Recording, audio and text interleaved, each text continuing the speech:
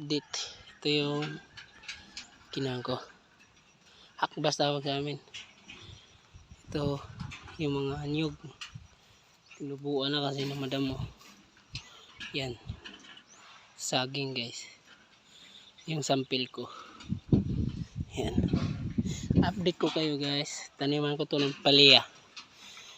Ampalaya. Sayang.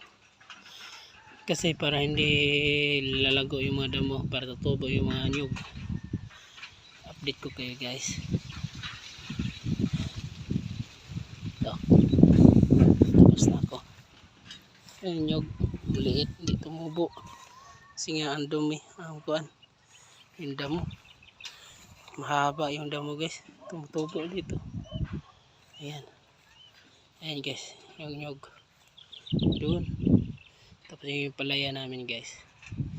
Yung sa gilid yun yung danog ko. Ito. Yan. Yan guys. Yan yun. Napit ko kayo guys. Yan yung mga puno na yan. Hindi ko tinabas kasi para lalaki. Para may silungan. Ayan guys. Taniman ko yun ang palaya. Ang palaya. Talong. Tsaka sitaw. Sige guys. Bye bye.